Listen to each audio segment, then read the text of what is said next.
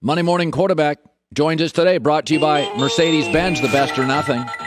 So it is the 20-year anniversary of Tom Brady, the Drew Bledsoe injury. Now, you're a young stallion, a young reporter. You look like you're 22 years old, so you weren't around. I wish I was 22. You weren't quite around then, but it is. Right.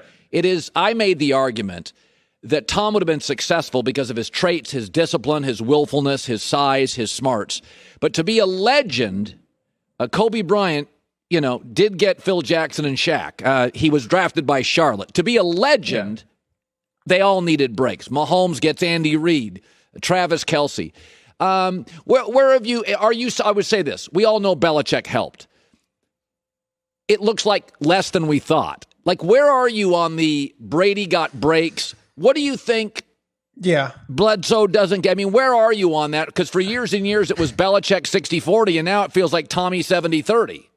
You know what's interesting about it, Colin, is if you go back to the very beginning, right? If he goes to the wrong place, sixth-round picks don't get a lot of reps. So if he's a sixth-round pick for another team, and that coaching staff doesn't see in him as quickly what Bill Belichick saw in him, he might be gone. Like, he could be selling insurance somewhere now, for all we know, because of where he was drafted. I mean, it's natural. If a guy goes in the first round, he's going to get a million chances. If a guy goes in the second or third round, he's at least going to get some rope. But guys who are taken on the last day of the draft, like most of those guys, like aren't going to get too many shots. So I think Brady's entry in the league has a lot to do with Belichick seeing something in him, sticking with him, keeping 4 quarterbacks that first year, and then elevating him to the backup spot in year 2. And then I think the first 3 championships, a lot of it was Belichick, But then look at the last 3, okay? If you look at the last 3 and you look what lifted them up, they came back from 2 touchdowns down against maybe the best defense of the last decade. That's Seattle Seahawks defense, right? Then 2 years later, Kyle Shanahan for a half ran circles around the Patriots coaching staff. The Falcons go up 28-3.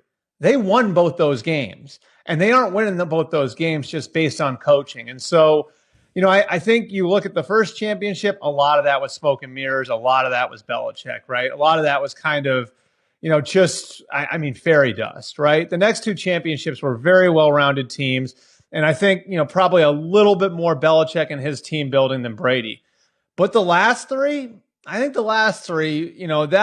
Brady did a lot to carry those teams. And I'm not sure those teams were quite as talented as maybe the 2004 Patriots were, or the 2007 team for that matter that went undefeated. And so I think you have to look at different phases of the Patriots dynasty to sort of, split up the credit. And so I think early on it was more Belichick, but as of late, and I think the last 10 to 15 years, it was probably more Brady. It's today I don't really have much of an Aaron Rodgers topic, which is fine because I'm kind of overwhelmed at this point. I'm just like over talking about it. But I do think it's interesting that he talked about silence being wisdom in the offseason, and he's the guy that'll never stop talking. He just keeps talking about the press conference, the weekly hits.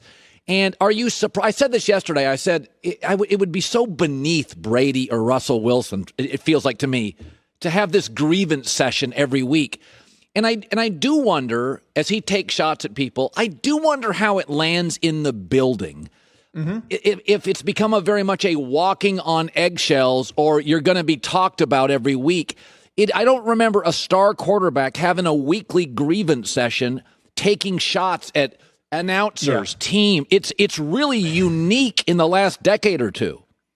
Yeah, and I think this sort of went in different phases, right? So in the spring, I do think they were walking on eggshells because they believe they've got a championship team there and that Aaron Rodgers was the quarterback to take them to the highest level. And so, I think between people in the front office and the coaching staff, there was let's be really careful how we handle this. Let's not screw it up. If we can find a way to get him in, let's get him back in here. And, I think it even got to the point where there were some people internally that were pissed off that the team president, Mark Murphy, said what he did in May.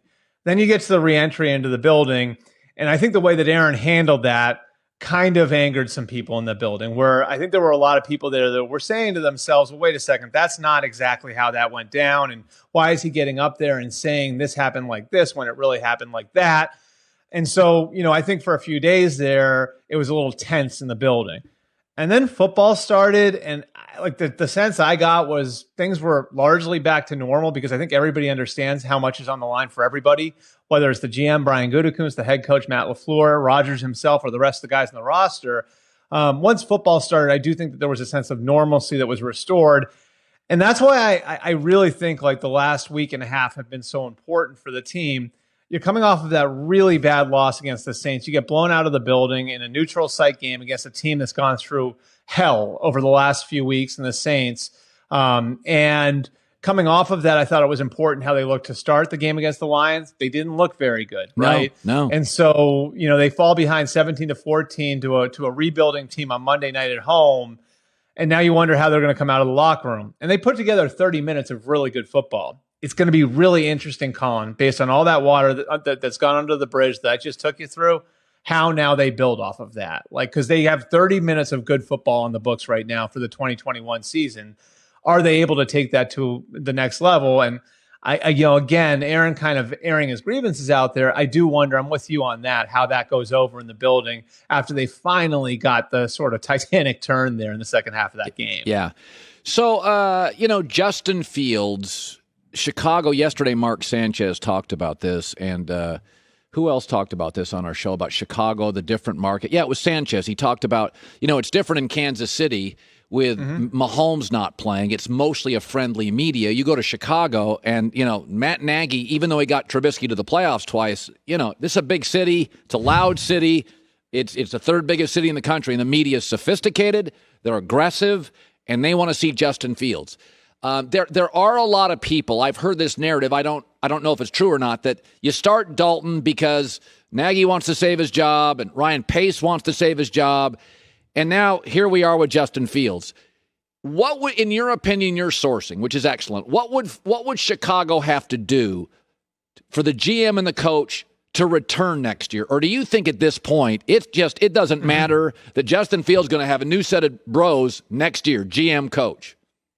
I don't think there's a foregone conclusion. I mean, the Bears are actually top 10 in wins over the last 3 years, which is amazing to think, when we talk about them the way we talk about them. They made the playoffs 2 of the last 3 years. The problem is the trajectory that they're on. 12-4, 8-8, and you make the playoffs in an 8-8 year, right? So what's the best thing to do, Colin, to create positive momentum? Well, it's to have a young quarterback playing really well. So I think, a piece of this is going to be how the team does, yes. I think another piece of this is going to be where the quarterback's going coming out of this year. And if you make the playoffs and Justin Fields develops in the background after starting a game or two here, then that's one way to do it. The other way to do it, what if Justin Fields is dynamite over the next couple of weeks? The biggest reason why Matt Nagy decided to go forward with the plan that he went forward with, he believed he had a contending team that could win on its running game and its defense in 2021, which would afford him the luxury to sit the rookie quarterback. Now he kind of gets this organic window to look at what Justin Fields looks like inside of that structure, right? So you think Andy Dalton's the perfect bus driver. Well, can Justin Fields bring you something in that role that Andy Dalton can't? For the next couple of weeks, he's going to get a window into that. And if they do decide to go with Justin Fields, that brings you to the other way that I think Matt Nagy and Ryan Pace can save their jobs, which is if you've got a young player who's ascending and it looks like the team's ascending with him at the end of the year, sometimes ownership will look at that and say to themselves, we can't pull the plug on this. That's not the right thing for Justin Fields. So I think it's one of two ways. Either you can't contend with Andy Dalton like you thought you would, or you get to November and December, and man, it looks like they're doing a good job developing Justin Fields, and we do not want to pull the plug on that. Good stuff. Albert Breer, Monday morning quarterback. Check out his stuff. We always do. Yeah, you do. You probably, how old are you, by the way? I'm 41, so you're off by 19 years. Thank you, though. I appreciate the compliment there. Good seeing you, my man. Hi, everybody. Thanks for watching. Subscribe here to get the latest from the show. Also, be sure to check out more of the best clips from The Herd or go watch a few segments from other shows on FS1.